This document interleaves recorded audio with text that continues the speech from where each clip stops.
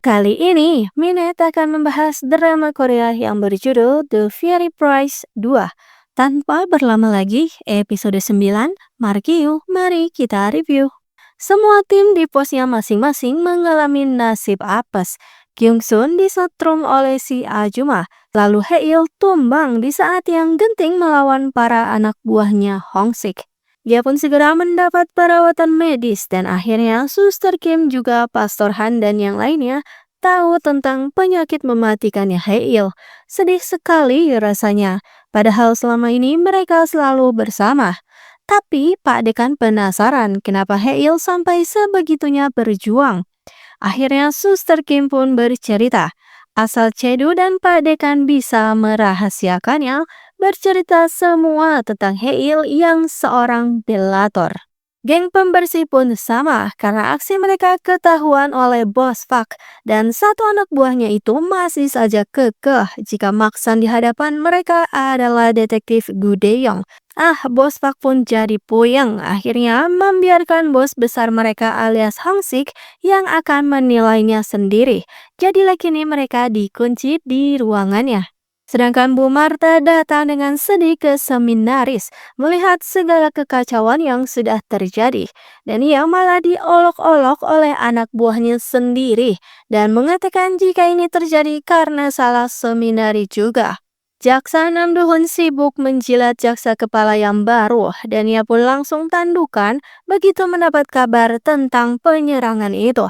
Ia lalu menemui Kim Hong-sik dan langsung murka pada bos narkoboy itu. Memberi peringatan pada Hong-sik agar mengikuti aturannya. Tapi tetap saja, karena sudah bekerja sama, maka Nam Do-hun akan membereskan media. Nam Do-hun pun seolah mengolok Hong-sik karena ia bisa kalah dari seorang pastor. Dan benar saja, media menayangkan berita penyerangan itu, tapi narasinya menyalahkan seminari. Wah, kepala polisi Bu Marta pun kesal bukan main. Sambil tertawa seram, ia pun merobek boneka kesayangannya itu. Dan akhirnya geng pembersih disidang di hadapannya Hong-sik. Sungguh menegangkan, tapi sebelumnya Hong-sik murka pada si ubur-ubur. Karena ia tak membereskan dengan benar pekerjaannya di seminaris itu. Tak ada ampun baginya dan jelap. Ubur-ubur pun tewas di tempat. Semua terguncang melihat kejadian itu. Sedangkan Gozayev bergerak sendiri.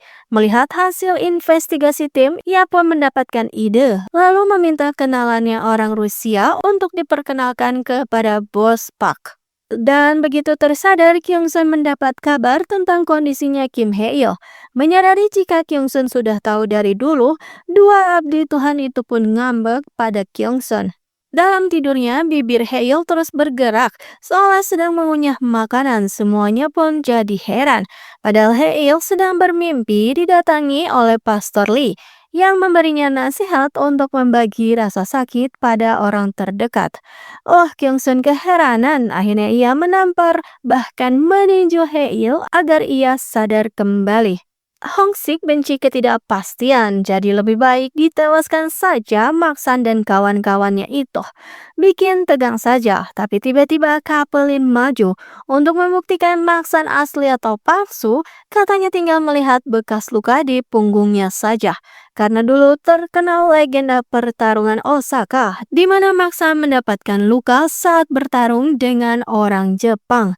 Dan benar saja saat dicek luka itu ada di sana. Hong-sik akhirnya percaya dan geng pembersih pun percaya diri lagi.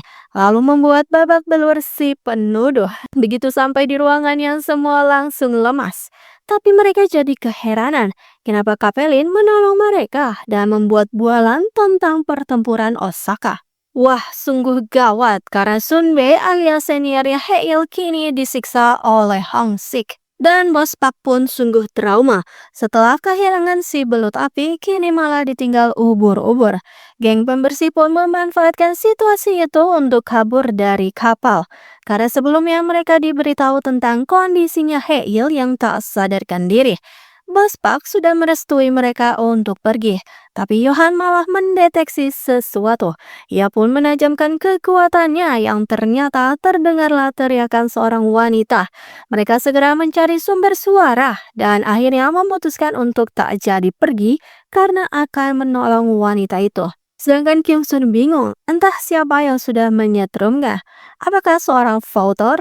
Oh, tapi kata Hail bukan vautour. Mungkin saja Pikachu, cenah. Sambil berdua itu meniru menyanyikan Pikachu. Bikin yang lainnya kehabisan kata-kata hanya bisa geleng-geleng saja. Sudah aman karena ditinggal hantu polkadot, tapi kini di rumah malah ada gangguan suara merpati yang entah sumbernya dari mana. Oh, Kyung Sun benar-benar kesal. Dan Nam Duhon melanjutkan acara menjilatnya meski harga dirinya benar-benar diinjak, tapi dia menahan saja.